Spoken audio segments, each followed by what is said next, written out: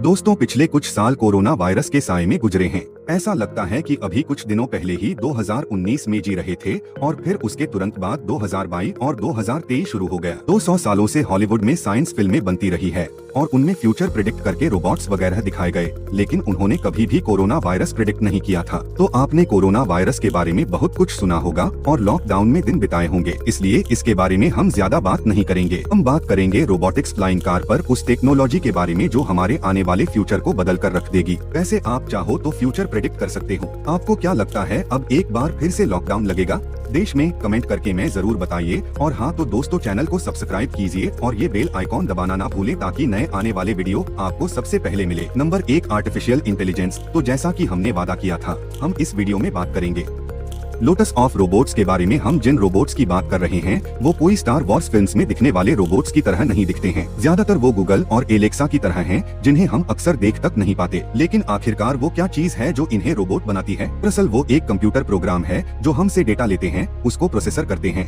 Analyse करते हैं और जिसके बाद वो और भी ज्यादा इंटेलिजेंट बन जाते हैं। कई रोबोट ऐसे हैं जो गूगल, फेसबुक को मदद कर रहे हैं कि आपको कौन सा विज्ञापन दिखाना है। कई ऐसे रोबोट हैं जो फैक्ट्री में काम कर रहे हैं, फाइनेंशियली रिपोर्ट को एनालाइज कर रहे हैं।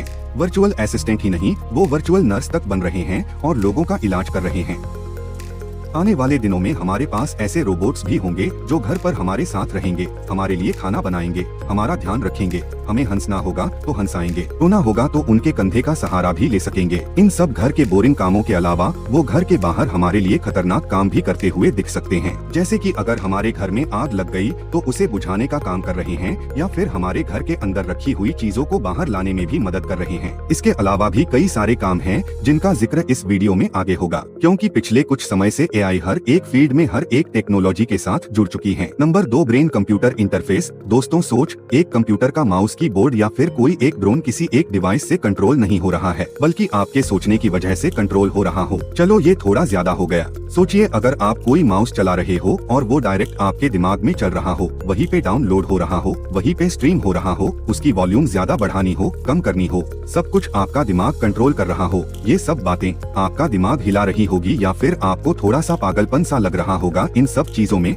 लेकिन क्या आपको बताएंगे, ये सारी चीजें डेवलप हो चुकी है ऑलरेडी और इस रास्ते पर सबसे आगे बढ़ चुकी है एलन मस्क की कंपनी न्यूरालिंक। दरअसल न्यूरोलिंक ने एक ऐसी चिप को डिजाइन किया है जिसे सीधे आपके दिमाग में इम्प्लांट किया जाएगा। ऐसे चिप जो डायरेक्टली आपके कंप्यूटर से कम्युनिकेट करेगी, आपके कंप्यूटर को मैनेज करेगी। और अगर आपको लग रहा होगा कि वो म्यूजिक स्ट्रीमिंग वाली बात हम अपने मन से बनाकर कर रहे हैं, तो उसका सोर्स भी एलन मस्क की है। एक बार उन्होंने खुद ही ट्वीट करके बताया था, अगर आपको ये सब पागलपंती लग रही है तो आप अकेले नहीं हैं जिसे ऐसा फील हो रहा है। दरअसल इस चिप को बनाने के पीछे का आइडिया इसलिए आया क्योंकि उन्हें लगता है कि फ्यूचर में सुपर इंटेलिजेंट रोबोट्स बनेंगे और उनसे कम्पीट करने के लिए ह्यूमंस को भी उतना ही शक्तिशाली बनना पड़ेगा। इसके अलावा कई दिमागी बीमारियों को ठीक करने में भी इसका यूज होगा। डिप्रेशन और एडिक्शन जैसी कई बीमारियों को ठीक करने के लिए ब्रेन के पैटर्न्स को दोबारा लिखा जाएगा। इसके अलावा हमारी मेमोरी को एक जगह से एक इंसान से दूसरे इंसान में भी कॉपी किया जा सकेगा। जैसे इसके फायदे हैं वैसे नुकसान भी होंगे। किसी इंसान की मेमोरी को परमानेंटली डिलीट भी किया जा सकेगा। वैसे दोस्तों, अगर आपको मौका मिले तो क्या ये सिर्फ आप अपने दिमाग में करवाना चाहेंगे? कमेंट करके जरूर बताइए। Number 3, 3D printing. दोस्तों, आपने ये नाम सुना है। ऐसा लगता होगा ये टेक्नोलॉजी आपको पुरानी लग रही होगी, लेकिन ये जल्द ही एक नए लेवल पर पहुंचने वाली है। हम उस 3D प्रिंटिंग की बात नहीं कर रहे हैं जो अक्सर आपके फेसबुक फीड पर दिखाई देती है, जिसमें लोग 3D प्रिंट के जरिए डेकोरेशन का सामान अक्सर बनाते हुए दिख जाते हैं। 3D प्रिंटिंग के जरिए फैशन और कार के पार्ट्स बनाना एक पुरानी बात हो गई है। आज cutting edge 3D printing organs की बात कर रहे हैं, जिनमें पेशेंट की सेल्स का उपयोग होता है। इसका मतलब ये हुआ कि अगर हमारी आंख खराब हो जाए तो हमें आंख के डोनर का वेट नहीं करना पड़ेगा, बल्कि लैब में गए और हमारी एक कोशिका उसे दी, जिससे वह एक नई आंख बनाकर हमें दे देगा, जिसे हॉस्पिटल में ले जाकर इम्प्लांट करा सकते हैं। चाइना में तो 3D प्रिंटिंग के जरिए पूरी की पूरी बिल्डिंग बना दी। फ्यूचर में घर बनाने की कोशिश कम होती जाएगी और एक बेघरों को घर भी मिल सकेगा। आने वाले समय में आपको रॉकेट्स भी 3D प्रिंटेड ही मिलेंगे। NASA already 3D printed injector बना चुका है और कैलिफोर्निया बेस्ड रिलेटिविटी स्पेस नाम की कंपनी ने दावा किया है कि वो आने वाले समय में एक पूरा का पूरा रॉकेट 3D प्रिंटिंग से डिजाइन करेगी। इससे रॉकेट बनाने का खर्चा आज की तुलना में बेहद मामूली हो जाएगा। अरबों डॉलर न लगाकर कुछ रुपयों में काम हो जाएगा और इस टेक्नोलॉजी में थोड़ा सा AI मिक्स कर देंगे तो उससे अगर डिजाइन में कुछ प्रॉब्लम्स है तो उनको भी ढूंढकर इम्प्रूव करके खत्म कर सकेंगी। लेकिन अभी तक इस टेक्नोलॉजी पर सिर्फ काम हो रहा है ऐसा कुछ प्रिंट करना जो 100 फीट लंबा हो और उसके मटेरियल का टेम्परेचर भी बेहद हाई हो। खैर ये सब तो आने वाला वक्त ही बताएगा, लेकिन क्या हो दोस्तों, अगर आज के 100 साल बाद आपको एक 3D प्रिंटेड घर मिले और उसमें आपको रहने को बोला जाए तो क्या आप उसमें रहेंगे? कमेंट करके हमें जरूर बताइए।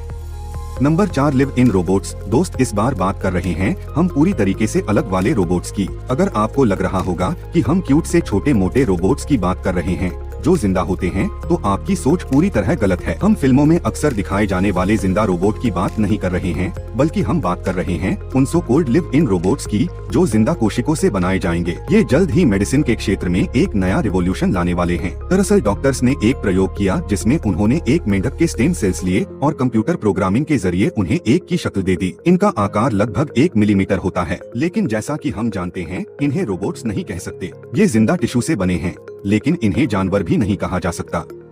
ये छोटे छोटे प्रोग्रामेबल जीव एक जगह से दूसरी जगह है इंडिपेंडेंटली मूव कर सकते हैं और यहाँ तक कि वो एक टीम की तरह वर्क कर सकते हैं। अगर किसी वजह से इन पर कोई घाव हो जाए तो अपने आप इसे ठीक भी कर सकते हैं। अगर इंसान की धमनियों में कोई अवरोध जमा हो जाए तो ये उसे हटाने में भी सक्षम है। इसके अलावा इंसान के शरीर में मेडिसिन पहुँचाने का काम भी ये कर सकते हैं। Number 5, augmented reality. दोस्तों अगर आपने पोकेमॉन गेम खेला है तो आप ऑग्यूमेंटेड रियलिटी से थोड़ा बहुत परिचित होंगे। इसके अलावा अगर आपने कभी स्नैपचैट चलाया और कोई फिल्टर अप्लाई किया वो भी आप ऑग्यूमेंटेड रियलिटी से जरूर परिचित होंगे। लेकिन फिल्टर अप्लाई करना या फिर पोकेमॉन पकड़ना इस टेक्नोलॉजी का मात्र एक टीजर है।